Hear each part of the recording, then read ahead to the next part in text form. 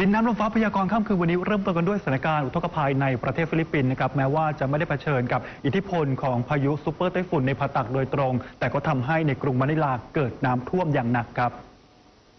ฟิลิปปินส์ซึ่งมีไต้ฝุ่นพัดผ่านราว 20 ลูกต่อปีเป็นอีกประเทศหนึ่งที่ได้รับผลกระทบจากไต้ฝุ่นเนผตักนะครับซึ่งเพิ่งถล่มไต้หวันและกำลังมุ่งหน้าขึ้นฝั่งประเทศจีนครับทำให้มีฝนตกหนักจนเกิดน้ำท่วมชุมชนที่ราบต่ำหลายแห่งในกรุงมะนิลาวันนี้ชาวเมืองจำนวนมากในชานเมืองมันดาลูยองนะครับต้องลุยถนนที่มีน้ำท่วมระดับเข่าหรือจ้างเรือโดยสารเฉพาะกิจที่ทำจากโฟมหลังจากระบบควบคุมอุทกภัยซึ่งอยู่ระหว่างก่อสร้างไม่ทำงานนะครับฟิลิปปินส์ยังงดชั้นเรียนและปิดสถานที่ราชการในกรุงมะนิลาและหลายจังหวัดบนเกาะลูซอนซึ่งอยู่ทางเหนือหลังจากมีฝนตกหนักข้ามวันข้ามคืนต้องยกเลิกเที่ยวบินโดยเฉพาะบริเวณของพื้นที่เหนือเกาะนะครับแม้ขณะนี้ยังไม่มีรายงานผู้บาดเจ็บและเสียชีวิตจากน้ำท่วมแต่ยังคงมีการประกาศเตือนภัยอยู่นะครับในขณะที่พายุไต้ฝุ่นในผตักนะครับซึ่งถูกเดิมเรียกว่าซูเปอร์ไต้ฝุ่นครับและแม้จะเคลื่อนตัวเข้าสู่เกาะไต้หวันลดระดับลงเหลือเพียงไต้ฝุ่นความรุนแรงระดับกลางนะครับแต่ก็นำมาซึ่งแรงลมมหาศาลครับโดยเฉพาะทางภาคใต้ที่ได้รับผลกระทบอย่างหนัก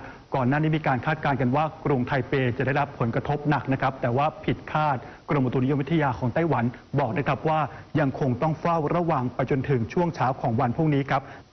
ขณะที่เส้นทางของพายุไต้ฝุ่นในผตักณเวลานี้นะครับเคลื่อนตัวด้วยความเร็วลมนะครับ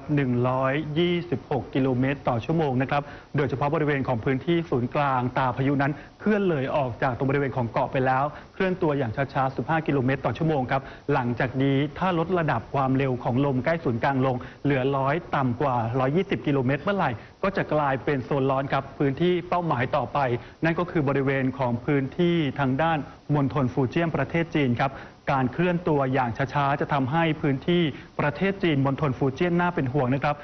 ส่วนสภาพอากาศในประเทศไทยยังคงต้องจับตากันอย่างใกล้ชิดครับเพราะว่าตั้งแต่วันพรุ่งนี้จะเกิดฝนตกหนักครับจากมรสุมตะวันตกเฉียงใต้ที่มีกำลังจะแรงขึ้นอย่างจัดนะครับแล้วก็ทำให้พื้นที่บริเวณของพื้นที่ทางภาคเหนือภาคอีสานภาคกลางภาคตะวันออกรวมถึงภาคใต้จะมีฝนเพิ่มมากขึ้นนะครับในขณะที่หลังจากวันที่ 12 เป็นต้นไปนะครับลมทางด้านตะวันออกเฉียงใต้จะพัดนำความชื้นมาจากทะเลจีนใต้มาปกคลุมอ่าวไทยนะครับก็จะทำให้พื้นที่บริเวณของทางด้านภาคตะวันออกภาคกลางภาคใต้มีฝนตกเพิ่มมากขึ้นเพราะว่าในช่วงของวันนี้เกิดอุทกภัยและวาตภัยในหลายพื้นที่เช่นบริเวณของพื้นที่ทางภาคเหนือนะครับจังหวัดแพร่ครับเกิดน้ำป่าไหลหลากและดินโคลนถล่มครับทำให้สะพานชำรุดครับส่วนในพื้นที่บริเวณของจังหวัดสุราษฎร์ธานีนั้นนะครับบริเวณของพื้นที่ภาคใต้ก้อนหินหนัก6 ตันหล่นลงมาทับถนนปิดทางบริเวณเขาศกนะครับทำให้ไม่สามารถสัญจรได้ส่วนพื้นที่ทางด้านภาคตะวันออกนะครับบริเวณของจังหวัดตราดนั้น